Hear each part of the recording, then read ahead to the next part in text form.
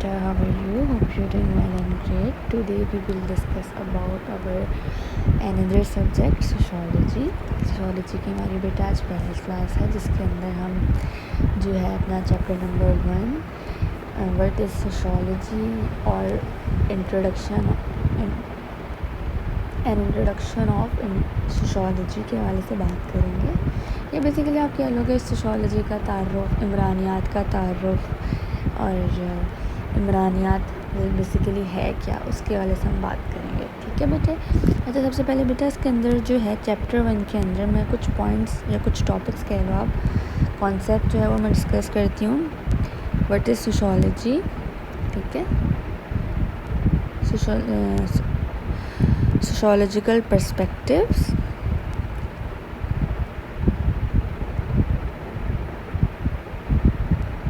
ठीक है। नेक्स्ट होते हैं हमारे branches of sociology,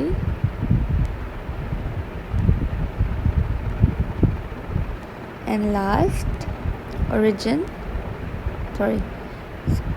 scope and importance,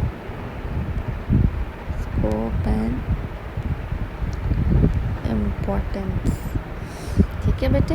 तो ये 4 मेन कॉन्सेप्ट जो हैं हम chapter number 1 and introduction of sociology के अंदर आज करेंगे। ठीक है बेटे, ये बेसिक कॉन्सेप्ट्स हैं जो कि हमें समझना बहुत ज़रूरी है। ठीक है, और जो है इसके साथ साथ हम इन सारे कॉन्सेप्ट को समझते हैं एग्जाम्पल्स के साथ और मज़ीद इस पर हम बात करते हैं। ठीक है बेटा। अच्छा, सबसे पहले बेटा हमें ये समझना है, जैसे कि हम डेमो सेशन में समझ भी चुके हैं एक दफ़ा बेसिकली कि व्हाट इज़ सोशोलॉजी। ठीक है, कि सोशोलॉजी बेसिकली है क्या, सोशोलॉजी का कॉन्सेप्ट क्या है, इसका ओरिजिन कहाँ से हुआ और बेसिकली इसका कॉन्सेप्ट है क्या। ठीक है बेटा। तो बेसिकली मैं यहाँ पे आपको लिख कर बताती हूँ। Sociology is a study of society, आसान लफ्ज़ों में अगर आप समझना चाहो कि व्हाट इज़ सोशोलॉजी, तो sociology is a study of society और साइंस ऑफ सोसाइटी कि हम सोसाइटी की जो बेसिकली एक सोसाइटी के हवाले से हर चीज़ को समझना, उसकी हर मालूमात के बारे में बात करना, उस मालूमात को जांचना, परखना, हर चीज़। ठीक है, और आसान लफ्ज़ों में हम इसको अगर समझें तो sociology is a study of society, मतलब माशरे के अंदर हमारा जो माशरा है बेटा बेसिकली उसके अंदर जितने भी norms, values, ideas, beliefs, concepts दिए गए हैं उन सारी चीज़ों को, ट्रेडिशंस, कल्चर्स, नॉर्म्स, वैल्यूज़, ये सब इन चीज़ों को हम बेसिकली जो है एक सोसाइटी में रहते हुए फॉलो करते हैं और एज अ इंडिविजुअल हम अपने रोल्स, अपनी रिस्पॉन्सिबिलिटीज़, अपने हर तरह के जो हमारे काम है, हमारा जो किरदार है एज अ इंडिविजुअल एक सोसाइटी के लिए, अपनी सोसाइटी के लिए हम उस पर काम करते हैं। ठीक है, तो sociology is a science of society या sociology is a study of society. अगर बहुत सिंपल वर्ड में आप एक डेफिनेशन बनाओ तो sociology is a study of society, sociology is a study of society.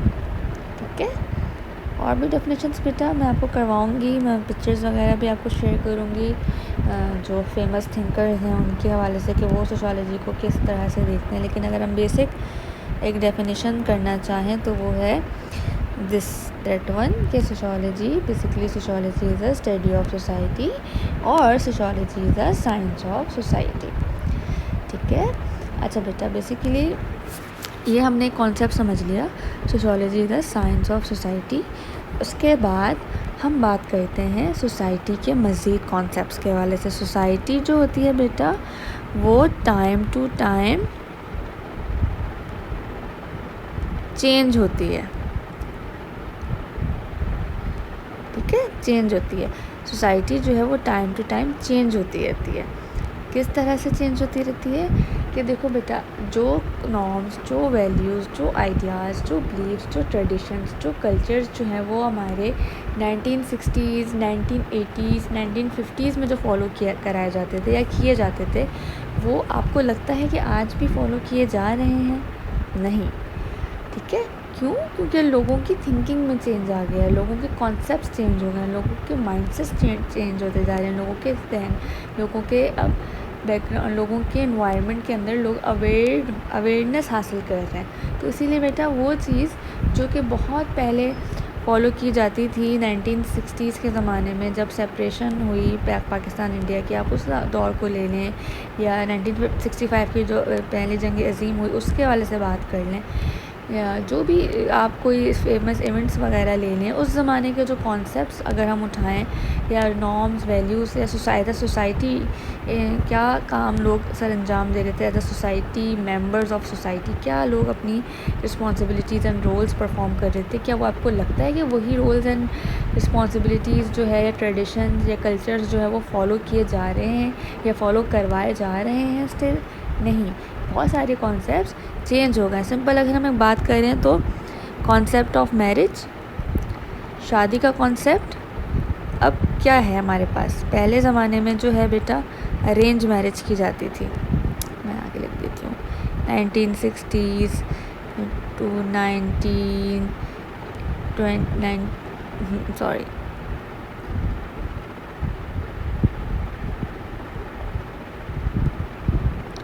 1990 को ले लो आप। इस तरह के दौर में जो है अरेंज मैरिज का कॉन्सेप्ट था। ठीक है, अभी भी है, लेकिन जिस तरह से हमेशा इसको फॉलो कराया जा रहा होता था कंटिन्यूसली, वो चीज़ अब नहीं है। हर जगह अगर 50% अगर लव मैरिज है तो 50% अरेंज मैरिज भी है, मतलब दोनों कॉन्सेप्ट्स हैं। और अगर हम देखें, अगर हम अपनी नज़र षानी करें इस चीज़ को, तो मुझे लगता है ये रेशो भी मैं थोड़ा बिल्कुल एग्जैक्ट नहीं, एक्यूरेट नहीं बता रही हूँ, लव मैरिज का रेशो ज़्यादा होगा as compare to arrange marriage. ठीक है, तो 1960s टू 1990 या 2000 तक का अगर हम कॉन्सेप्ट देखें बेटा, उस टाइम का एरा देखें, तो अरेंज मैरिज का कॉन्सेप्ट था। उसके बाद से 2000 से लेकर ऑनवर्ड्स जो है अभी तक जो है वो लव मैरिज का कॉन्सेप्ट फॉलो कराया जा रहा है सोसाइटीज़ के अंदर। और ना सिर्फ USA UK की अगर हम को तो छोड़ दें, हम पाकिस्तानी सोसाइटी की हम बात करें, हम अपनी सोसाइटी की बात करें, हम अपनी कम्युनिटीज़ की बात करें, तो वहाँ पे बेसिकली अभी तक जो है लव मैरिज का कॉन्सेप्ट फॉलो कराया जा रहा है मोस्टली। वरना होता ये भी अमूमन बेटा ये है कि अरेंज सेटअप होता है, लेकिन हस्बैंड वो फियांसीज़ आपस में जो है बातचीत करते हैं, अंडरस्टैंड करते हैं, मिलते जुलते हैं, तो वो कॉन्सेप्ट कहीं ना कहीं शादी तक वो बात लव मैरिज तक ही पहुंच जाती है। तो बताने का मकसद ये है बेटा कि जो सोसाइटी है वो टाइम टू टाइम चेंज होती है। ठीक है, एक तरीका होता है टाइम टू टाइम चेंज होने के हवाले से, एक होता है बेटा हिस्टोरिकली। एक तो हमने टाइम टू टाइम की बात की, एक होता है बेटा हिस्टोरिकली। ठीक है, हिस्टोरिकली किस सेंस में? हिस्टोरिकली बेसिकली पहले बेटा रिलीजियल कल्चर को फॉलो कराया जाता था, फिर थियोलॉजिकल दौर आया जिसमें अरस्तू, प्लेटो वगैरह होते थे। ठीक है, अब जो है वो हमारे पास जो अब एरा है वो है पोस्ट मॉडर्न एरा या मॉडर्न एरा या पोस्ट मॉडर्न एरा। ठीक है, अभी हमारे पास मॉडर्न एरा में हम हिस्टोरिकली जो है बहुत सारी चीज़ें अब नहीं की करवाई जाती, जैसे अभी मैंने पीछे एग्जांपल दे दी बेटा। टाइम के साथ साथ और हिस्टोरिकली चीज़ें, concepts, norms, values, cultures, beliefs, ideas सब कुछ चेंज होते रहते हैं। ठीक है, time to time societies change होती रहती हैं, प्लेस टू प्लेस भी चेंज होती रहती हैं, कि एक जगह से दूसरी जगह पे अगर हम ट्रैवल करते हैं, हम माइग्रेट होते हैं, तो हम ये चीज़ देखते हैं बेटा कि जो एट अ टाइम इसी वक्त जो चीज़ हमारे सोसाइटी में फॉलो करवाई जा रही होगी वो USA UK कनाडा में फॉलो नहीं कराई जा रही होगी। वहाँ पे आपको पता है बेटा कोहैबिटेशन का कॉन्सेप्ट है। पाकिस्तान में आप शादी के बगैर आप मतलब लिविंग रिलेशनशिप नहीं कायम कर सकते, आपको शादी करना ज़रूरी है। आपको सेक्सुअल रिलेशन कायम करने के लिए आपकी शादी होना ज़रूरी है, आपको शादी का करना ज़रूरी है। ठीक है, मतलब आपका शादीशुदा होना ज़रूरी है। अगर आपने सेक्सुअल लाइफ, सेक्सुअल या मैरिटल रिलेशन अपने बनाने हैं तो आपको शादी करना ज़रूरी है। अगर आपको बच्चे पैदा करना है, आपको शादी करना ज़रूरी है। लेकिन अगर हम जाएँ आउटसाइड द पाकिस्तान जाएँ तो हम ये देखेंगे बेटा कि बहुत सारे जो लोग हैं जो USA, UK, यूरोप साइड के हैं, वो लोग बट आउटसाइड द मैरिजेस करें। रोनाल्डो जो हैं, क्रिस्टियानो रोनाल्डो जो कि एक बड़ी अच्छी टीम के प्लेयर हैं। बेटा मुझे इस टीम का नाम याद नहीं आ रहा, कौन सी टीम है, आई इटली है, फ्रांस है, कौन है, फुटबॉल की कौन सी टीम है, उनके जो एक क्रिस्टियानो रोनाल्डो जो हैं वो इसकी कोहैबिटेशन की एग्जांपल है कि उन्होंने शादी के बगैर फैमिली बनाई हुई है। ठीक है, उन लोग बिल्कुल ऐसे रह रहे हैं जैसे कि हस्बैंड वाइफ रह रहे हों, बच्चे भी हैं उनके, लेकिन वो लीगली मैरिड नहीं है। लीगल प्रोसेस उन्होंने नहीं किया हुआ। क्यों नहीं किया हुआ? इसलिए नहीं किया हुआ क्योंकि इन लोगों के बेसिकली जो है ना वो लीगल इससे इश्यूज़ आ जाते हैं कि अगर फॉर एग्ज़ाम्पल आगे जाके डाइवोर्स का कोई सिलसिला होता है या लड़की आगे से डिमांड कर देती कि मुझे सेपरेशन चाहिए, तो कल को जो उनका एसेट है, जो उनके असासे हैं, मतलब जो प्रॉपर्टीज़ हैं, वो प्रॉपर मतलब उसमें डिवीज़न ना करना पड़े। ठीक है, तो वो इसलिए सेफ़ साइड पर जो है शादी नहीं करेगी, क्योंकि शादी करेंगे तो आगे जाके अगर डाइवोर्स होती है या शादी के बाद जो उनके लीगल राइट्स होते हैं वो उनको प्रोवाइड करने पड़ेंगे, हस्बैंड को, वाइफ को, मतलब क्रिस्टियानो रोनाल्डो को, अपनी वाइफ को, बच्चों को छोड़ें वाइफ को अगर हम देखें तो वाइफ को उनको राइट्स, बेसिक जो राइट्स हैं, उसके लीगल राइट्स हैं, वो प्रोवाइड करने पड़ेंगे। तो इसी वजह से लोग शादी नहीं करते। उनको लगता है कि आगे जाके अगर डाइवोर्स हो गई तो मुझे इसको जो है लीगली जो प्रॉपर्टीज़ के जो शेयर्स हैं वो प्रोवाइड करने पड़ेंगे। तो इसी वजह से वहाँ पे लोग शादी के बगैर, लीगल प्रोसेस के बगैर रह रहे होते हैं। ठीक है बेटे, तो ये हम चीज़ देखते हैं कि सोसाइटी जो है वो time to time, historically and place to place change होती रहती है। ज़रूरी नहीं कि जो चीज़ आज हम फॉलो कर रहे हैं वो अगले 10 साल बाद भी फॉलो कराई जा रही हो। जिस तरह का एजुकेशन सिस्टम अभी है वो 10 साल बाद भी आपको ऐसा लगता है कि हो सकता है वही चीज़ें फॉलो होना, ब्लैक बोर्ड पे लिखना, वाइट बोर्ड पे लिखना। तो बहुत सारी एडवांसमेंट्स आ गई हैं। जो हमारे पास जो है वो प्रोजेक्टर्स पे पढ़ाया जाता है, एसीज प्रोवाइड किए जाते हैं स्कूल में, कॉलेजेस में, यूनिवर्सिटी में। बस बात सारी बेटा वही आ जाती है कि जितनी अच्छी फ़ीस होती है उतनी अच्छी आपको फैसिलिटीज़ प्रोवाइड की जाती है, पर चाहे स्कूल हो, चाहे कॉलेज हो, चाहे यूनिवर्सिटी हो। ठीक है बेटा, तो बेसिकली हमने क्या चीज़ देखी बेटा, time to time, place to place and historically society change होती रहती है। Society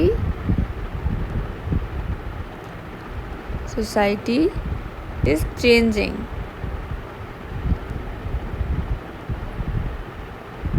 society is changing time to time, place to place and historically society is changing. ठीक है, तो ये वाला बेटा कॉन्सेप्ट आपने समझ लेना है कि बेसिकली साइंस ऑफ सोसाइटी तो है, लेकिन किस तरह से है और क्यों है और क्या इसकी जो है वो पीछे कहानियाँ हैं या क्या बैकग्राउंड है। ठीक है बेटा, अब हमने उसके बाद जो है बात की सोशल इंस्टीट्यूशन के वाले से हम थोड़ा सा डिस्कशन करेंगे। इस पे पूरे चैप्टर है, इस पे चैप्टर के वाले से हम बाद में बात करेंगे तो सोशल इंस्टीट्यूशन, लेकिन हमें बेसिक सोशल इंस्टीट्यूशन के बारे में पता होना चाहिए। सोशल इंस्टीट्यूशन में सबसे पहले हमारे पास आ जाता है फैमिली। ये बेटा मैं आपको करवा चुकी हूँ डेमो में, लेकिन मैंने कहा कि हम जब प्रॉपर स्टार्ट कर रहे हैं तो हम जो है सारी चीज़ों के कॉन्सेप्ट्स को लिखेंगे, और आप भी अपने साथ कॉपी पेंसिल लेकर बैठो ताकि आपको कॉन्सेप्ट्स क्लियर होते रहें और लिखती जाओ। ठीक है, family, education, media, religion, work place. Economic के लिए भी आप वर्क प्लेस कंसिडर वहाँ कर सकते हो। हाँ सॉरी, स्टेट, पॉलिटिक्स। ठीक है, स्टेट भी कह सकते हैं आप इसको, पॉलिटिक्स भी कह सकते हो। ठीक है बेटा, तो ये हमारे सोशल इंस्टीट्यूशंस आ गए, मेन 6 मेन सोशल इंस्टीट्यूशन, जिसमें family is the most primary social institution, PSI, education, media, religion. अच्छा ये मैंने वही तो मैं कह रही हूँ, मैंने वर्क प्लेस खा गई मैं, इकोनॉमिक, सॉरी बेटे, family, education, economic, media, religion, state और पॉलिटिक्स। ठीक है, तो ये हैं हमारे मेन 5 to 6 सोशल इंस्टीट्यूशंस, ठीक है। अच्छा बेटा, अब इन सोशल इंस्टीट्यूशन का बहुत बड़ा रोल है हमारी किसी भी सोसाइटी को रन करने के लिए, किसी भी सोसाइटी के लिए काम करने के लिए, किसी भी मुल्क को चलाने के लिए, किसी भी कम्युनिटी पे वर्क करने के लिए इन सोशल इंस्टीट्यूशंस का प्रॉपर्ली वर्क करना बहुत ज़रूरी है बेटा।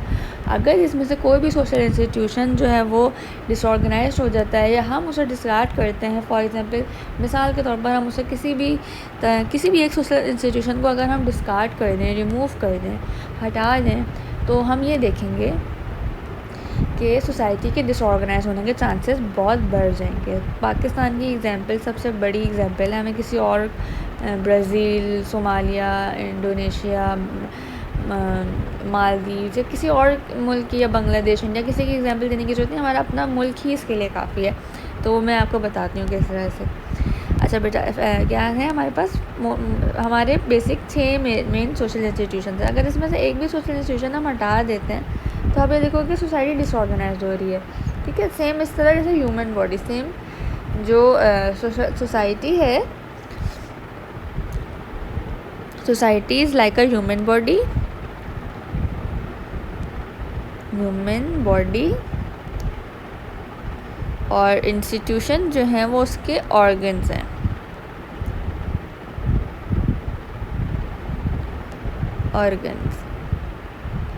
ठीक है, ह्यूमन बॉडी। और अब आप इस चीज़ से अंदाज़ा लगा लो कि सोसाइटी जो है वो एक ह्यूमन बॉडी है, सोशल इंस्टीट्यूशन उसके ऑर्गन्स हैं। अगर ह्यूमन बॉडी के अंदर से बेटा, अगर ह्यूमन बॉडी के अंदर मतलब लंग्स, आइज़, एयर्स, ब्रेन और हमारी बोन्स और liver, stomach, spinal cord, kidney, किसी भी अगर कोई भी एक ह्यूमन बॉडी हमारा कोई भी एक पार्ट जो है वो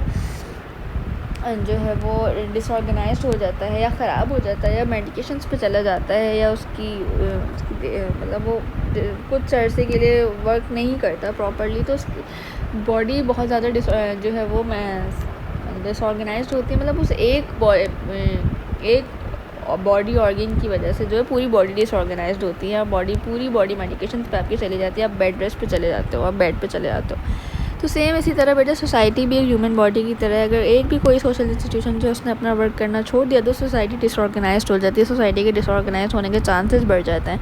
तो इसी वजह से जो है बेटा सोसाइटी को हमने बहुत ज़्यादा देखभाल के उसके ऊपर वर्क करना पड़ता है, उसके तमाम इंस्टीट्यूशंस को जो है इक्वली वर्क करना पड़ता है। अगर हम इसकी रियल एग्जाम्पल लें तो बेसिकली अगर हम एजुकेशन के इंस्टीट्यूशन को ले लेते हैं कि फॉर एग्जांपल कि एक सोसाइटी के अंदर एजुकेशन का इंस्टीट्यूशन जो है वो उस तरह से वर्क नहीं कर रहा जिस तरह से उसको करना चाहिए, या उस तरह से जो है वो अपने रोल परफॉर्म नहीं कर रहा जो उसकी रिस्पॉन्सिबिलिटीज़ है, वो कहीं ना कहीं इनइक्वालिटी जनरेट कर रहा है, क्योंकि उससे जो है 2 क्लासेस निकल रही हैं।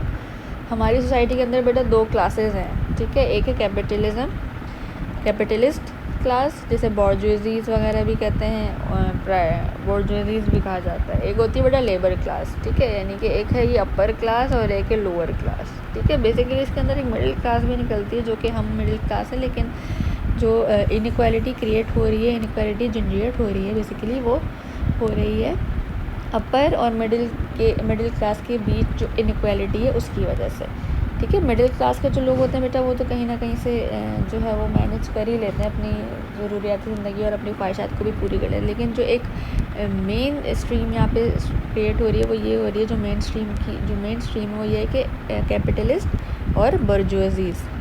एक है बेटा कैपिटलिस्ट जैसे बर्जुअजीज़ भी कहते हैं, और दूसरे हैं लेबर क्लास, वर्किंग क्लास, ठीक है। अच्छा, अब ये 2 क्लासेस हैं बेटा जिसमें हम ये चीज़ देखते हैं, ये हम आगे भी पढ़ेंगे कॉन्फ्लिक्ट थ्योरी के अंदर इनइक्वालिटी के कॉन्सेप्ट के हवाले से, कार्ल मार्क्स की जो थ्योरी है कॉन्फ्लिक्ट थ्योरी, उसमें हम ये पढ़ेंगे।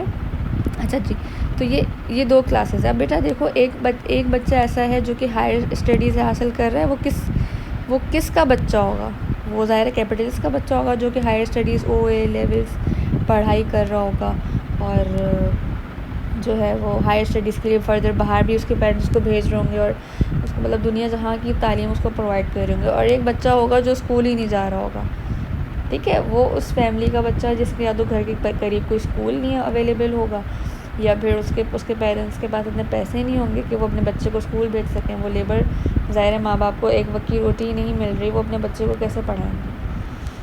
ठीक है, जो हमारी रूरल एरियाज़ की स्पेशल जो हमारी कम्युनिटीज़ हैं, जो मांगने वाले बच्चे बेचारे होते हैं, जो रोडों पे मांग रहे होते हैं, भीख मांग रहे होते हैं, तो उनकी अगर हम एग्जांपल लें तो एक वो क्लास है और एक वो क्लास है। तो बेसिकली इन दोनों के इस बीच जो एक इनइक्वालिटी जनरेट होती है ना, उसे हम इनइक्वालिटी कहते हैं। अब इस इनइक्वालिटी की वजह से जो है कहीं ना कहीं जो है एजुकेशन का इंस्टीट्यूशन है वो उस तरह से रोल परफॉर्म नहीं कर रहा जैसे उसको करना चाहिए। तो सोसाइटी बेटा डिसऑर्गेनाइज्ड हो रही है, सोसाइटी जो है वो पस्ती की तरफ जा रही है, मतलब बुरा हाल हो रहा है सोसाइटी का।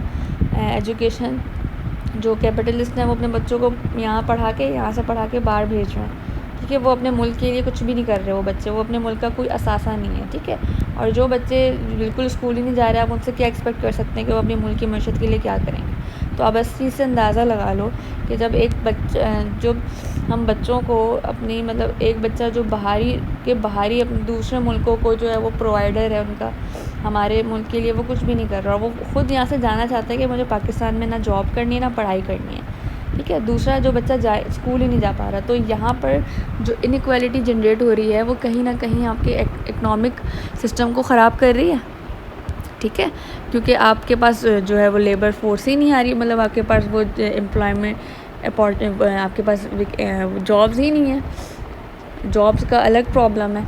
अब एजुकेशन ही नहीं है उस लेवल की, तो हमारे पास ज़ाहिर है जॉब्स भी नहीं है। तो ये बेटा लिंक्ड है, ये चीज़ भी हमें याद रखना है कि जितने भी इंस्टीट्यूशंस हैं ये आपस में इंटरलिंक्ड है। सबसे ज़्यादा तो फैमिली, एजुकेशन और इकोनॉमिक्स, ये तीन जो है, ये तीन मेन सोशल इंस्टीट्यूशन हैं जो आपस में इंटरलिंक्ड हैं। एक बच्चा पैदा हुआ बेटा एक फैमिली के इंस्टीट्यूशन से उसका ताल्लुक़ है, उसने 4-5 साल तक अपनी फैमिली से प्राइमरी सोशलाइजेशन सीखी, नॉर्म्स वैल्यूज़ सीखी, उसके बाद वो स्कूल गया, उसने 16 साल की एजुकेशन हासिल की। 16 साल की एजुकेशन हासिल करने के बाद जब वो पास आउट होकर अपनी यूनिवर्सिटी से निकला तो उसने जॉब के लिए अप्लाई किया, डिफरेंट जगह सीरीज़ दी, जॉब लगी। अब मतलब उस जॉब से, उस एक्सपीरियंस से उसने ज़ाहिर है अपनी इनकम बढ़ाई, अपनी इनकम हैंडसम इनकम जनरेट की। उसके बाद वही इंसान, वही शख्स अपनी फैमिली को सपोर्ट कर रहा है, वही बेटा, वही बेटी जो है वो अपनी फैमिली को सपोर्ट करे। तो ये वाला जो चीज़ है ना बेटा, ये तीन तो मेन सोशल इंस्टीट्यूशन है जो हर हाल में आपको से इंटरलिंक्ड है। अब आप ये देखो कि अगर कोई सोशल इंस्टीट्यूशन सही काम नहीं कर रहा तो दूसरा इंस्टीट्यूशन आपस में खुद ब खुद जो है वो उससे इफ़ेक्ट हो रहा है और पूरी बॉडी का सिस्टम, पूरी सोसाइटी का सिस्टम डिसऑर्गेनाइज हो रहा है। तो that is all about a social institution के किस तरह से जो बेटा ये जो सोशल इंस्टीट्यूशंस हैं ये आपस में इंटरलिंक्ड है और इनका कितना बड़ा जो है वो ज़रूरी है, कितना ज़्यादा एक साथ वर्क करना। ठीक है, अच्छा बेटा, ये हमने कॉन्सेप्ट समझ लिए बेसिकली सोसाइटी के सोशल इंस्टीट्यूशन। सोशल इंस्टीट्यूशन मेरा अलग से चैप्टर भी है, वो भी मैं मज़ीद आपको पढ़ाऊँगी और एक एक करके सारी फैमिली, मीडिया, रिलीजन, ये चैप्टर्स पे भी हम काम करेंगे। ठीक है, अच्छा बेटा, मेरी आँख में कुछ चला गया है, पता नहीं, खैर। तो अच्छा, मैं बात कर रही थी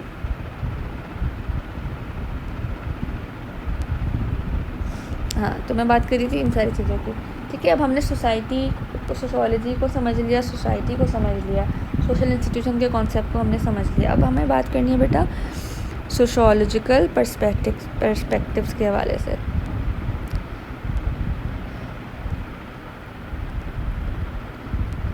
अच्छा बेटा, ये मेन सोशोलॉजिकल पर्सपेक्टिव्स हैं जो कि चैप्टर 1 में हम पढ़ते हैं। ये बेसिक 3 सोशोलॉजिकल पर्सपेक्टिव्स हैं।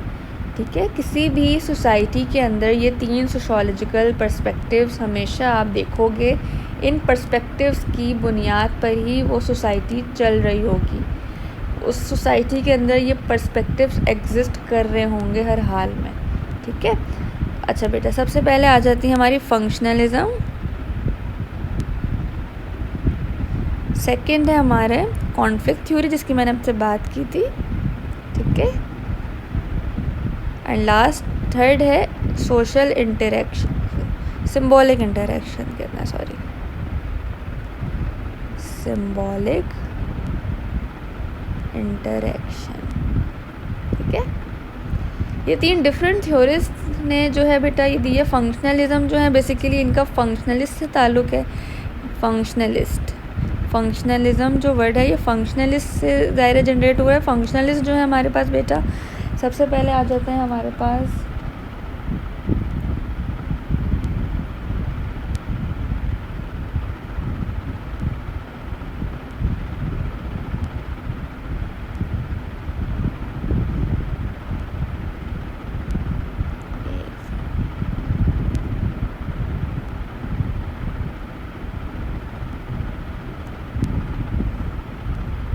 सही। सबसे पहले August Comte, father of sociology. Okay, ये है बेटा फादर ऑफ सोशोलॉजी। बेटा ये नोट्स आप बनाती जाओ साथ साथ जो जो मैं लिखवा रही हूँ, ठीक है, मिस ना करना कुछ भी। Father of sociology. और हमारे पास है हर्बर्ट स्पेंसर, हर्बर्ट स्पेंसर, ठीक है। इसके बाद टेलकॉट पार्सन, इनकी भी पार्सन्स थ्योरी भी है अलग से, हम वो भी पढ़ेंगे। किंग्सले रॉबर्ट मेर्टन, मैं 2-4 नाम लिखवा रही हूँ बेटा, ये लिख लेना, रॉबर्ट मेर्टन, ठीक है। 4 नाम आप नोट कर लो, ठीक है। सबसे पहला है August Comte, father of sociology. Second है हर्बर्ट स्पेंसर, टेलकॉट पार्सन और रॉबर्ट मेर्टन। ऑगस्ट कॉम्टे को तो आप जानती होगी, ज़ाहिर सोशोलॉजी आपने पढ़ी है आई थिंक अंडर मैट्रिक में, 9 मैट्रिक में, तो आप फादर ऑफ सोशोलॉजी का कॉन्सेप्ट तो पता होगा कि बेसिकली फादर ऑफ सोशोलॉजी कौन है। वो हैं बेसिकली जो मॉडर्न सोशोलॉजी के फादर हैं, जो बेसिकली इसके ओनर हैं, जो इसको ओन कर रहे हैं सबसे ज़्यादा, जिन्होंने वर्किंग की है सोशोलॉजी, मॉडर्न सोशोलॉजी में, वो उनका नाम है ऑगस्ट कॉम्टे, ठीक है। अच्छा बेटा, बेसिकली ये MCQs वगैरह में आता है कि who is the father of modern sociology. जो बेटा वो है हिस्ट्री, ओल्ड सोशोलॉजी कह लो या हिस्टोरिकल सोशोलॉजी, उसके फादर इब्न खुल्दून हैं, लेकिन उसके और भी कुछ ओल्ड थिंकर्स हैं जिनका नाम हम देखते हैं, ठीक है, इमाम गज़ाली, इब्न खुल्दून वगैरह हैं। लेकिन जो मॉडर्न सोशोलॉजी जो कि हम आज के दौर में पढ़ रहे हैं, उसमें जो फादर ऑफ जो मॉडर्न सोशोलॉजी हैं, मॉडर्न सोशोलॉजिस्ट जो हैं वो हैं ऑगस्ट कॉम्टे, ठीक है। तो बेसिकली बेटा ये 4 थिंकर्स हमारे पास आ गए फंक्शनलिस्ट के तौर पर, August Comte, Herbert Spencer, Talcott Parson और रॉबर्ट मेर्टन, ठीक है। ये 4 ऐसे फंक्शनलिस्ट और भी हैं, आप लेकिन लिख लो, एक और लिख लो, मूरो है ना हमारे पास, हमारे एक सिंधी टैलेंटेड बंदे हैं, हमारे मोस्ट टैलेंटेड, आप पता नहीं जानती हो शायद, मूरो हैं वो, ये मूरे हैं ये, ठीक है। ई है, उनमें ओ है, इनमें ई आता है, ठीक है। ये बेटा बेसिकली फंक्शनलिस्ट हैं। अब इनका काम क्या है बेसिकली बेटा, ये जो है सोशल इंस्टीट्यूशंस को सपोर्ट करते हैं। इनका क्या काम है कि they are supporting social institution, supporting social institution, because इन्हें ऐसा लगता है कि जो सोसाइटी को स्टेबल करने के लिए, सोसाइटी को सोशल कंट्रोल जो सोसाइटी कर रही है अपने नॉर्म्स, वैल्यूज़, आइडियाज़, बिलीव्स की वजह से, तो वो जो सोशल इंस्टीट्यूशंस भी उसमें जो अपना रोल प्ले कर रहे हैं, तो वो जिस तरह से रोल प्ले कर रहे हैं उनको वैसे करने दिया जाए। मतलब सोसाइटी में जैसा चल रहा है चलने दो। ये जो सोशल एजेंसीज़ हैं, सोशलाइजेशन, बेसिकली जो सोशल इंस्टीट्यूशंस हैं बेटा, इनको एजेंसीज़ ऑफ सोशलाइजेशन भी कहा जाता है या सोशल एजेंसीज़ भी कहा जाता है।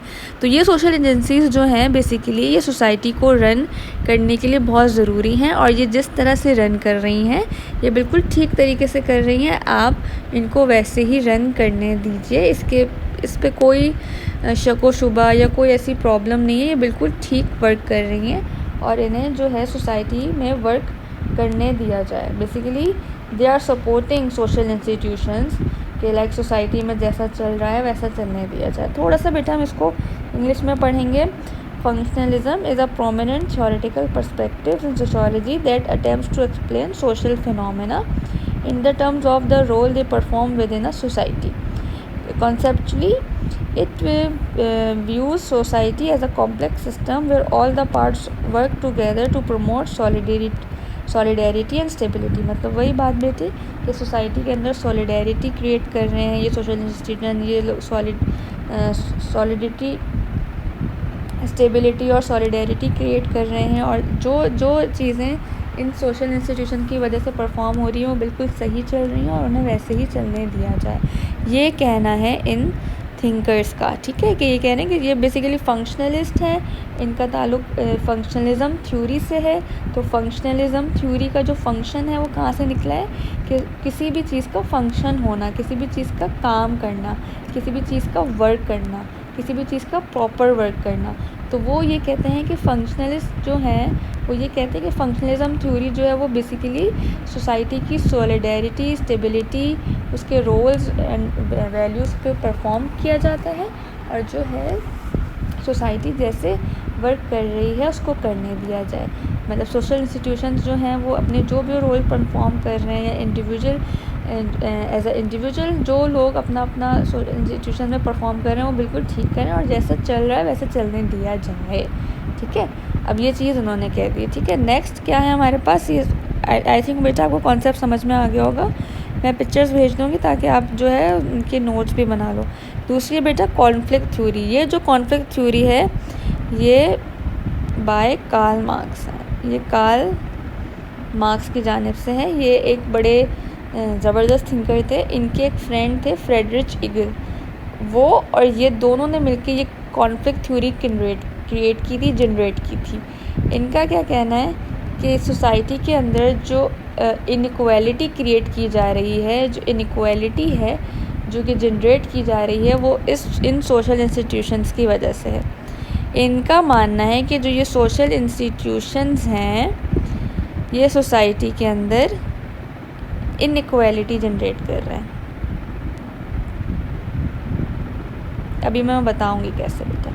इनका ये मानना है, मतलब कि ये फंक्शनलिस्ट को सपोर्ट नहीं करते, ये फंक्शनलिज्म थ्योरी को सपोर्ट नहीं करते, ठीक है। ये मतलब आप समझो कि कार्ल मार्क्स जो है वो अगस्ट कॉम्टे की थिंकिंग को सपोर्ट नहीं कर रहे, हर्बर्ट स्पेंसर की थिंकिंग को सपोर्ट नहीं कर रहे, टेलकोट पार्सन की थिंकिंग, मोरे की, रॉबर्ट मेर्टन, इन तमाम थिंकर्स की थिंकिंग को सपोर्ट नहीं कर रहे, इत्तेफाक नहीं कर रहे उनकी बात से। अब क्यों इत्तेफाक नहीं कर रहे, वो इसलिए इत्तेफाक नहीं कर रहे कि इनका कहना है कि जो तमाम सोशल इंस्टीट्यूशन जिनकी ये बड़ी तारीफ़ कर रहे हैं कि इन सोशल इंस्टीट्यूशन की वजह से सोसाइटी के अंदर बहुत स्टेबिलिटी है, सोसाइटी बहुत स्टेबलाइज्ड है और सोसाइटी के अंदर स्टेबिलिटी और सॉलिडेरिटी है। तो ये जो सोसाइटी है बेसिकली ये स्टेबिलिटी प्रोड्यूस करी, सोशल इंस्टीट्यूशन जो है सोसाइटी के अंदर स्टेबिलिटी जो है वो जनरेट कर रहे हैं। लेकिन कार्ल मार्क्स कह रहे हैं कि ऐसा नहीं है, ऐसा नहीं है। सोशल इंस्टीट्यूशंस जो हैं बेसिकली सोसाइटी के अंदर इनइक्वालिटी जनरेट कर रहे हैं। बेसिकली जो कॉन्फ्लिक्ट थ्योरी का कॉन्सेप्ट है बेटा वो है सोसाइटी से इनइक्वालिटी को ख़त्म करना, और इसीलिए वो सोशल इंस्टीट्यूशंस के अगेंस्ट हैं, ठीक है। अब वो क्यों अगेंस्ट है बेटा, सबसे पहले अगर हम बात करते हैं फैमिली की, family the most social institutions के ख़िलाफ़ है ना, तो हम ये देखेंगे कि सोशल इंस्टीट्यूशन के ख़िलाफ़ क्यों हैं वो, ठीक है। तो वो क्या कहते हैं कि फैमिली जो है बेटा the most primary social institution and most first and primary social institution of any society, ठीक है। किसी भी सोसाइटी के अंदर सबसे मोस्ट पहला जो सोशल इंस्टीट्यूशन आता है वो आता है फैमिली, ठीक है। आप कोई भी सोसाइटी ले लो, टोटल 250 सोसाइटीज़ हैं हमारी दुनिया के अंदर बेटा, 250 सोसाइटीज़, ठीक है। अच्छा बेसिकली अच्छा फैमिली हमने सोशल इंस्टीट्यूशन उठाया, अब कार्ल मार्क्स इसको कैसे कह रहे हैं कि ये गलत है, ठीक है। ये बेटा मैं आपको जस्ट एक अभी इनकी जो है उससे बता रही हूँ, ठीक है। अगर आगे मज़ीद आपको कॉन्सेप्ट समझने होंगे ना, मज़ीद कॉन्फ्लिक्ट थ्योरी या कार्ल मार्क्स की जो है वो वर्क के हवाले से, तो हम उसके ऊपर भी अलग से सेशन जो है मैं आपको प्रोवाइड कर दूँगी, ठीक है। अभी जैसे हम सोशोलॉजिकल पर्सपेक्टिव समझ रहे हैं तो हम इसलिए जो है उनकी थिंकिंग को मैं आप आसानी के साथ शेयर करूँगी। अदरवाइज़ जो कार्ल मार्क्स हैं या कॉन्फ्लिक्ट थ्योरी का अलग से प्रॉपर कॉन्सेप्ट अगर समझना होगा वो भी मैं आपको समझा दूँगी, ठीक है। अच्छा बेसिकली उन्होंने क्या बात की, फैमिली की। Family the most primary social institution of in every society for any society, ठीक है। अब इसके अंदर बेटा बेसिकली होता क्या है, एक फैमिली, हमारी फैमिली जो एक टिपिकल फैमिली हाउस होल्ड है, इसके अंदर एक होता है कैपिटलिस्ट और एक होता है लेबर।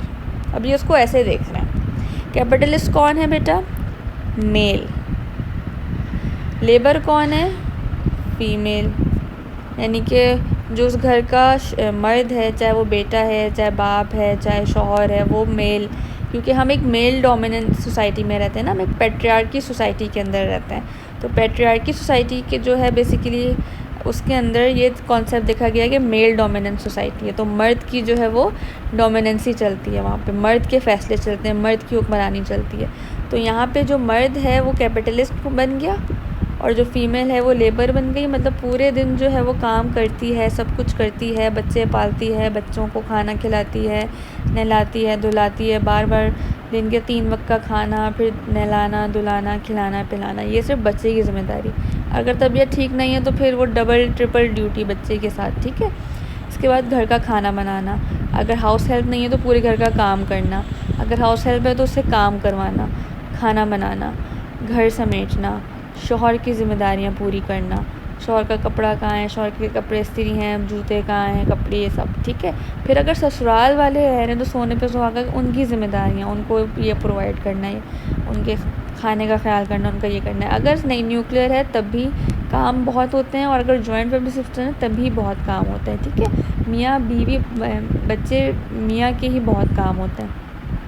अगर बच्चे स्कूल जा रहे हैं तो उनकी स्कूल की ज़िम्मेदारी, तो औरत के ज़हन पे बेटा मतलब शोल्डर से बहुत ज़िम्मेदारी होती है, ठीक है। और अगर वो वर्किंग वूमेन है तो वो तो अलग डिबेट है, क्योंकि बेटा बहुत सारी ऐसी वुमेन्स भी हैं जो घर भी चला रही हैं और बाहर जाके कमा भी रही हैं, ठीक है। तो ऐसी वुमेन्स को सैल्यूट है कि मतलब वो किसी चीज़ में डोमिनेंसी शो नहीं कर रही, या वो यहाँ पे इक्वालिटी नहीं मांग रही कि अगर वो ये कहे कि वो भी तो ये एक्सपेक्ट कर सकती है ना कि जब मैं बाहर का काम जाके कर सकती हूँ तो आप भी तो घर की कुछ रिस्पॉन्सिबिलिटीज़ उठा सकते हो, आप बच्चों को होमवर्क करवा सकते हो, आप बच्चों को जो है खाना खिला सकते हो, आप अगर बेबी छोटा है तो पैम्पर चेंज करवा सकते हो, आप किसी एक वक्त की कुकिंग कर सकते हो, आप बर्तन धो सकते हो, आप किसी वक्त झाड़ू लगा सकते हो, मतलब डोमेस्टिक वर्क्स कर सकते हो। अगर औरत घर से बाहर जाके काम कर सकती है, 9 to 5 10-12 घंटे की जॉब कर सकती है, या चलो 10 घंटे 8 घंटे की जॉब कर सकती है, घर से बैठे कर सकती है, 10-12 घंटे की जॉब कर सकती है, क्योंकि वर्क फ्रॉम होम भी होता है बेटा। तो ऑनलाइन जॉब भी अगर वो बंदी कर रही है तो वो भी तो आपको एक तरीके से वो पैसा भी कमा के ला रही है, वो भले ही बाहर जाके नहीं कमा रही, वो ऑनलाइन कमा रही है, लेकिन पैसा कमा के ला के दे रही है, घर भी चला रही है, घर बच्चे भी पाल रही है, सब कुछ कर रही है। तो वो क्या आपसे उस मर्द से वो एक्सपेक्ट नहीं कर सकती कि वो उसका हाथ बटा दे। जब वो घर से बाहर जाके कमा सकती है या अर्न करके ला के दे सकती है, तो आप क्यों नहीं घर की रिस्पॉन्सिबिलिटीज़ उठा सकते। तो यहाँ पे बेसिकली कार्ल मार्क्स का यही एक कॉन्सेप्ट है कि फ़ीमेल जो है वो वर्किंग लेबर है और कैपिटलिस्ट जो है वो मेल है, ठीक है। और तो बेसिकली मर्द जो है वो अपनी वर्क प्लेस पे एक्सप्लॉइट होता है, वहाँ पे उसके अपनी बॉस के आगे ज़ुबान नहीं खुलती, वो एज अ मैनेजर बहुत चीज़ें बर्दाश्त कर रहा होता है, वो जो अपनी टेरिटरी में उसको जो रिस्पॉन्सिबिलिटीज़ दी जा रही होती हैं वो उसमें कर रहा होता है, पिस रहा होता है, फिर वही फ्रस्ट्रेशन आके वो अपनी बीवी पे घर पे निकालता है, ठीक है। क्योंकि वहाँ जो उसकी नहीं चल रही होती, उसको पता है कि मैं इसके अंडर हूँ, तो मैं अपने बॉस के अंडर हूँ, तो मैं नहीं उनसे बहसबाजी कर सकता, मेरी नौकरी चली जाएगी, ठीक है। अब उसको पता है कि मैं घर जाऊँगा, वो जो मेरे अंडर मेरी बीवी है वो सुनेगी मेरी फ्रस्ट्रेशन, मैं वहाँ निकालूँगा। तो बेसिकली हस्बैंड जो है या मेल जो है वो घर आके अपनी वुमेन को एक्सप्लॉइट कर रहा है। तो बेसिकली जो कैपिटलिस्ट होते हैं ना, वो लेबर क्लास को एक्सप्लॉइट करते हैं, ठीक है। तो इसी तरह मेल जो है वो अपनी फीमेल वाइफ को जो है एक्सप्लॉइट करता है। तो इसी तरह के बेटा ये एक फैमिली सेटअप के अंदर जो है एक तो ये वाली चीज़ आ गई कि जेंडर वो है, पैट्रियार्की सोसाइटी है, मेल डोमिनेंट सोसाइटी है, तो कहीं ना कहीं मर्द जो है वो कैपिटलिस्ट है, औरत जो है वो लेबर है, तो मर्द एज अ कैपिटलिस्ट जो है वो औरत की लेबर का फ़ायदा उठाता है और उसको एक्सप्लॉइट करता है। कैपिटलिस्ट जो है बेसिकली बेटा लेबर का एक्सप्लॉइट करते हैं, एक्सप्लॉइटेशन करते हैं, ठीक है। तो ये चीज़ हमने यहाँ से देख ली। दूसरा बेटा ये तो एक अलग चीज़ है, एक और कॉन्सेप्ट आ जाता है जेंडर डिस्क्रिमिनेशन का, जो कि हमें फैमिली सेटअप से ही हम फैमिली सेटअप से ही सीख रहे होते हैं। जेंडर डिस्क्रिमिनेशन, स्पेलिंग सही नहीं लिखी मैंने,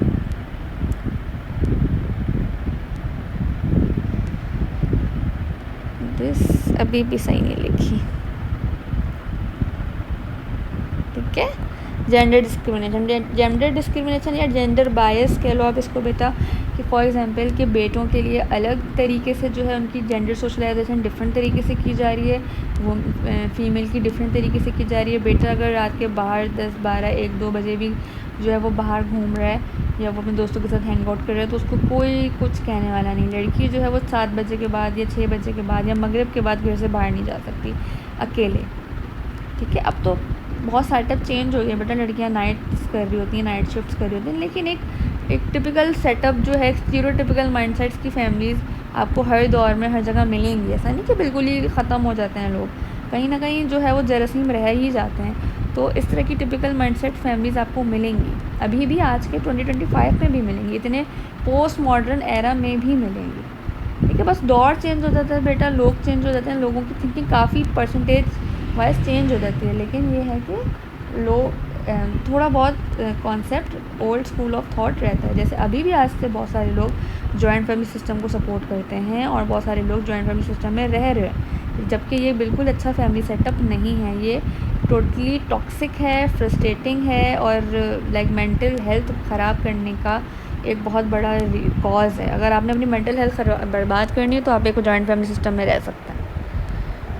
ये प्यार मोहब्बत ठीक है अपनी जगह है, लेकिन इसमें बहुत सारे लोगों की ना बहुत सारी चीज़ें लाइक एक अपना मी टाइम, अपनी सेल्फ़ रिस्पेक्ट या अपनी सेल्फ़ केयर कह लो या एक बहुत सारी चीज़ें कॉम्प्रोमाइज़ होती हैं, और स्पेशली वुमेन के लिए। मर्द तो घर से बाहर चले जाते हैं जब कमा के और इस तरह से अपना कमा धमा के आ जाते हैं, लेकिन जो औरत घर में रह रही होती है वो कहती तुम मेरा काम कर दो, तुम मेरा काम कर दो, मेरे बच्चों को स्कूल जाना है, मुझे स्कूल को लेने जाना है, तुम मेरे से का खाना बना लो, आज मुझे अम्मी के यहाँ जाना है तो तुम आज मेरा काम कर लो।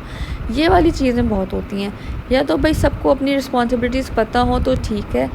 बहुत सारे लोग जो है बेटा ऐसा भी होता है कि खाने जो कुकिंग स्किल में अच्छे नहीं होते या घर के कामों में नहीं अच्छे होते, औरतें बाहर के कामों में, मतलब उनसे आप ग्रॉसरी करवा लें, आप उनसे जॉब करवा लें, इस तरह। लेकिन क्योंकि हर इंसान की डिफरेंट एबिलिटीज़ होती हैं, जैसे हम एजुकेशन में पढ़ते हैं कि हर इंसान की जो मेंटल एबिलिटीज़ होती हैं या किसी भी काम को करने की जो एबिलिटीज़ होती हैं वो दूसरे से डिफरेंट होती है, हर इंसान दूसरे डिफरेंट होता है। तो ये बेटा बेसिकली जॉइंट फैमिली सिस्टम जो है ये इस्लाम में भी सपोर्ट नहीं किया गया उसको, ना इस्लाम में ऐसा कोई कॉन्सेप्ट दिया गया है। तो इसीलिए जो है इन चीज़ों पे ज़रा देखना पड़ता है, लेकिन लोग फॉलो अप करते हैं और करवाते हैं।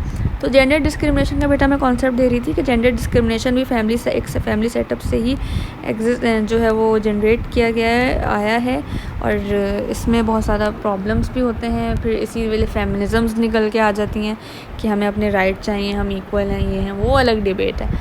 लेकिन एक बात अगर हम जैसे कॉन्फ्लिक्ट थ्योरी के हवाले से कर रहे थे, तो ये बेसिकली इन सोशल इंस्टीट्यूशंस के ख़िलाफ़ हैं, क्योंकि इन्हें लगता है कि ये सोशल इंस्टीट्यूशन सोसाइटी के अंदर इनइक्वालिटी जनरेट कर रहे हैं। जैसे कि हमने फैमिली सेटअप से, इस फैमिली की एग्जांपल से इस चीज़ को समझ लिया, ठीक है बेटा। थर्ड है हमारे पास, आई रियली होप कि बेटा सेशन आपको अच्छे से समझ में आ रहा होगा।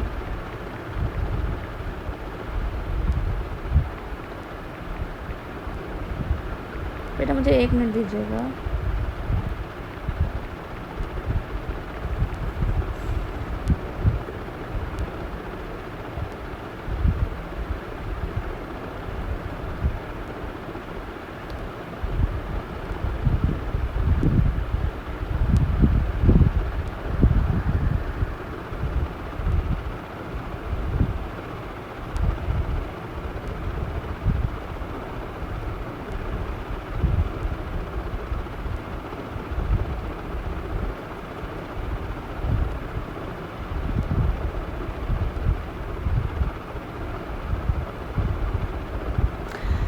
अच्छा बेटा, सॉरी बेटा, मैं काफ़ी देर से बोल रही थी, मुझे 2 मिनट का ब्रेक चाहिए था, इसलिए मैं खामोश हो गई थी।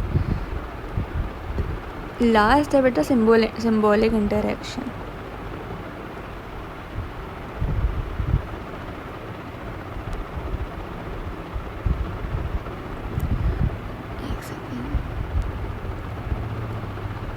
ये इसमें कोई खिलाफत या वकालत नहीं है, ये एक सिंपल थ्योरी है। इसमें आपको सिंबल का वर्ड नज़र आ रहा होगा, सिंबल, इंटरेक्शन, इंटरेक्ट होना, किसी चीज़ से अट्रैक्ट होना, ठीक है। तो सिंबॉलिक इंटरेक्शन बाय, ये किसकी जानिब से ये थ्योरी हमें मिली है?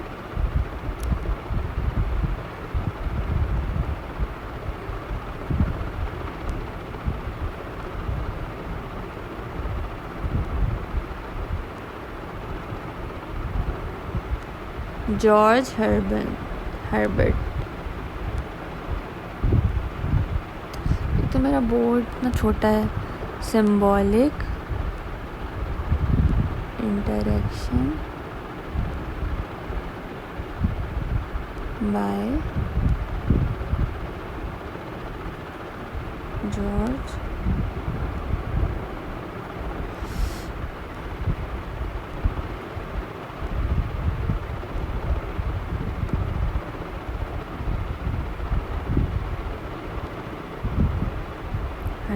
हर्बर्ट लिख लेते हैं बस। ठीक है बेटा, तो ये जो सिंबॉलिक इंटरेक्शनलिज्म थ्योरी कह सकते हो बेटा आप, symbolic interaction, simple symbolic interaction by George Herbert या symbolic interaction theory by George Herbert. ठीक है, अच्छा सब बहुत सारे लोग इंटरेक्शनिज्म भी लगा देते हैं। ठीक है बेटा, अच्छा बेटा ये जो थ्योरी है बेसिकली ये एक सिंपल थ्योरी से बेटा आप देखो दो वर्ड्स हमारे जहन में आ रहे हैं। ठीक है, एक आ रहा है सिंबल, एक आ रहा है इंटरेक्शन, इंटरेक्ट होना। ये दो वर्ड्स हैं, सिंबल और इंटरेक्ट, इंटरेक्शन कह लो आप, इंटरेक्ट, ये दो डिफरेंट वर्ड्स। ठीक है, अच्छा बेटा अब ये दो सिंपल वर्ड्स हैं, इनका कहना क्या है, ये बेसिकली क्या कहते हैं कि कुछ ऐसी चीज़ें, ये कुछ ऐसी हमारे सोसाइटी के अंदर कुछ ऐसी चीज़ें या लोग या थिंकिंग्स जिनके ऊपर जो है आप जिनसे आप अट्रैक्ट हो रहे हो सोसाइटी के अंदर। ठीक है, ये बहुत सिंपल है। जैसे देखो अगर इसको बेटा कहें कि कोई सिंबल है, कोई भी चीज़, जैसे कोई पौधा या पेड़, ठीक है, आपने उसका मतलब समझा कि ये हाँ ये एक पौधा है, ये एक पेड़ है या ये एक दरख्त है। ठीक है, आपने उसके बारे में कुछ व्यूज़ डेवलप कर लिए कि हाँ ये जो है पौधों को पानी, ये जो है आज हम इसमें जो है अनाज डालेंगे तो कल को ये एक बहुत बड़ा पेड़ बन के जो है निकलेगा, या इसमें हमने कोई आम का पेड़ लगाना है, या हम इसको जो है किसी भी पर्पस के लिए यूज़ कर सकते हैं, या हमने फलाना कोई पेड़ लगाया, हमने उसके इसमें ये व्यू डेवलप कर लिया कि इस पेड़ से हमें कड़ी पत्ते का पेड़ लगा लिया या आम का पेड़ लगा लिया, सिंपल कि हम सीज़न में आम का इस्तेमाल करेंगे इस पेड़ से। ठीक है, फिर हमने उसी चीज़ के बारे में कम्युनिकेट किया आपस में लोगों के साथ, और फिर वही चीज़ जो है एक सिंबल बन गई। ठीक है, तो एक पूरी चेन है। तो सिंबॉलिक इंटरेक्शन बेटा बेसिकली कहा यह जाता है, अगर मैं आपको इंग्लिश में थोड़ा सा बताऊँ, human beings act towards things on the basis of the meaning that the things have for them. ठीक है, तो basically meaning arises out of social interaction, meanings are modified through an interpretive process. The human being is an object to himself. Human being भी एक object है ना, मतलब हम एक ऑब्जेक्ट हैं, हम एक जीती जाती चीज़ हैं, हम एक चीज़ हैं, हम एक रखी हुई चीज़ हैं, बैठी हुई चीज़ हैं।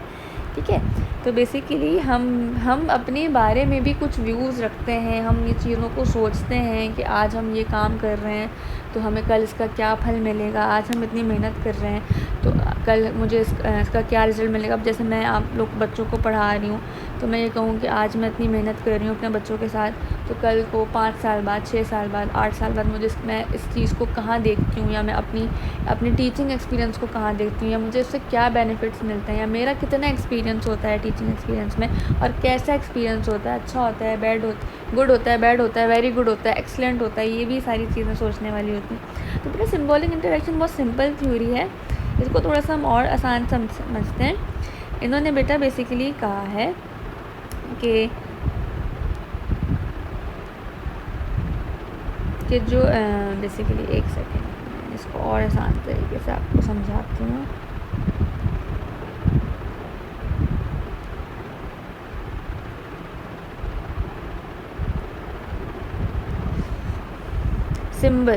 Symbol something that represents an object, emotion, process, ठीक है, एक्सेट्रा।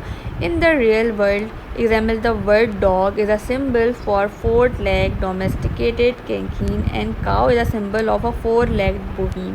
मतलब हमें एक चीज़ दिख रही है बेटा, डॉग है, उसके 4 पाँव हैं, मतलब 2 हाथ 2 पैर हैं। ठीक है, मतलब उस तरह से बेसिकली उसके वो जो आगे के 2 हैं और आगे के पीछे के मतलब 4 हैं टोटल। ठीक है, ये हमने उसकी एक सिम्बलाइज़ कर लिया उस चीज़ को। इस तरह कैट है, उसके भी आगे 2 आगे पैर हैं 2 पीछे पैर हैं, इस तरह से ये हमने सिम्बलाइज़ कर ली चीज़ें। इंटरेक्शन क्या है बेटा? How the meaning of the symbol is interpreted and modified through the social interaction. The Hindu villager and the American Christian may let them to invest the word cow with different meanings. ठीक है बेटा, अब हम ये देखेंगे कि interaction की example उन्होंने दूसरे तरीके से दी है कि आप ये चीज़ समझो कि जो एक गांव का रहने वाला, एक हिंदू गांव का रहने वाला शख्स और एक अमेरिकन का क्रिश्चियन जो है वो उस वर्ड काव को किस सेंस में लेके जाएगा। जो हम अच्छा और आसान कर देते हैं, एक गांव का हिंदू शख्स और एक गांव का मुसलमान शख्स जो है उस एक काव के कॉन्सेप्ट को कैसे लेगा। जो हिंदू गांव का शहरी होगा, विलेजर होगा, वो उसको अपना वो लोग तो माता खुदा मानते हैं ना, खुदा मानते हैं कि ये तो हमारी माता जी हैं और भगवान है, तो उनकी पूजा करेगा। ठीक है, वही वहाँ पर ही दूसरा जो शख्स है जो कि मुसलमान गांव का रहने वाला है, उसको ये हुक्म होगा कि हर बकरा अगर बकरा ईद का त्यौहार उसकी ज़िंदगी में उसने देखना है तो वो उस गाय को पाले और उसको कुर्बान करे।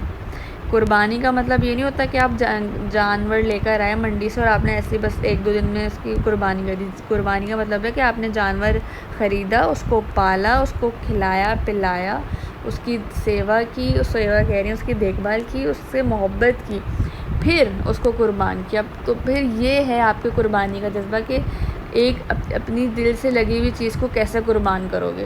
सिर्फ गोश्त खाना नहीं या गरीबों में बांटने का नहीं है ये कॉन्सेप्ट, ये तो हमने निकाला हुआ है ना कॉन्सेप्ट। ठीक है, आप गरीबों को दीजिए, आप खुद मत खाइए। आप लोग तो अपनी पूरी गायें खैर बेटा गरीबों में या जो है वो मस्जिदों में जो है दे देते हैं, अपने पास कुछ भी नहीं रखते हैं, अच्छी बात है। लेकिन जैसे जो मेन मकसद है वो है कुर्बानी का कॉन्सेप्ट। तो कुर्बान कैसे करोगे आप अपने दिल से लगाई हुई चीज़ को, जिसको आप इतने जानवर तो ऐसी चीज़ है उससे एक दिन में ही मोहब्बत हो जाती है। खैर, तो वो जब मोहब्बत आपको हो गई उस जानवर से तो फिर उसको कुर्बान कैसे करोगे, कुर्बानी कैसे करोगे, इसकी वो जज्बा जो है वो अल्लाह ताला आपका आज़माता है। वो कुर्बानी का जो आप उस वक्त कुर्बान कर रहे होते हो, छुरी फेर रहे होते हो अपने उन्हीं हाथों से और हाथ काँप रहे होते हैं और आप रो रहे होते हो अंदर से कि मैंने इसको पाला पोसा 1-2 हफ्ते अपने पास रखा, मुझे से इतनी मोहब्बत हो गई, अब मुझे इसको कुर्बान करना पड़ा है। अल्लाह की राह में, ये अल्लाह का हुक्म है, अल्हम्दुलिल्लाह। तो बेटा वो कॉन्सेप्ट ये कि उस एक काव को 2 डिफरेंट लोग डिफरेंट कॉन्सेप्ट से देखेंगे। जो उसके ब्रॉट अप में जो कॉन्सेप्ट दिया गया है कि ये तो मेरी खुदा माता जी हैं, वो मैं उनकी पूजा करूँगा। हमारे मुस्लिम जो है वो क्या कॉन्सेप्ट देखेगा कि हमें तो गाय की कुर्बानी का हुक्म है, हमें तो मवेशी जानवर की कुर्बानी का हुक्म है, चाहे वो फिर ऊँट हो और चाहे वो बकरी हो, दुम्बा हो, गाय हो, बच्चियाँ हो, ये मवेशी जानवरों की कुर्बानी की का हुक्म है। तो बेसिकली अगर उसने एक काव को 2 डिफरेंट रीजन्स के लोग देखते हैं, डिफरेंट रिलीजन्स के लोग देखते हैं, तो वो उनका जो इंटरेक्शन है, जो कॉन्सेप्ट है, उन दोनों के जहनों में वो डिफरेंट बनेगा।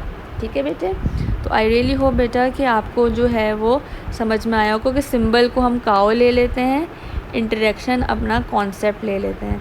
ठीक है, तो उस काव के बारे में क्या कॉन्सेप्ट था उन दोनों इंडिविजुअल्स का, डिफरेंट इंडिविजुअल्स का, that is all about symbolic interaction. और ठीक है, और ये जो है मेंशन की गई है जॉर्ज हर्बर्ट के नाम की तरफ से। ये जॉर्ज की स्पेलिंग मैंने सही लिखी थी, ठीक है, जॉर्ज GEORGE। तो ये है बेटा बेसिकली आज की क्लास। आई थिंक आज के लिए आपके लिए इनफ होगा। इंशाल्लाह अगली क्लास में हम सोशियोलॉजी की अगली क्लास में उसकी ब्रांचेस को करेंगे और देन नेक्स्ट में हम उसके इम्पोर्टेंस एंड स्कोप के हवाले से बात करेंगे। और आई रियली होप बेटा कि आपको सोशियोलॉजी की डेफिनेशन, सोसाइटी के हवाले से जो कॉन्सेप्ट्स हैं, social institutions and sociological perspectives के अंदर हमने जो कॉन्सेप्ट्स पढ़े, हमने फंक्शनलिज़म और हमने पढ़ा कॉन्फ्लिक्ट थ्योरी और सिंबॉलिक इंटरेक्शन, वो तीनों sociological perspectives I really hope कि आपको अच्छे से समझ में आ गए होंगे। ठीक है, और मैं उम्मीद करती हूँ कि आपको सेशन समझ में आ रहे होंगे और आपके बहुत अच्छे रिव्यू का मैं बहुत डेस्परेटली इंतज़ार करूँगी। अपना बहुत ख्याल रखिएगा और दुआ में याद रखिएगा। Thank you so much. अल्लाह हाफ़िज़।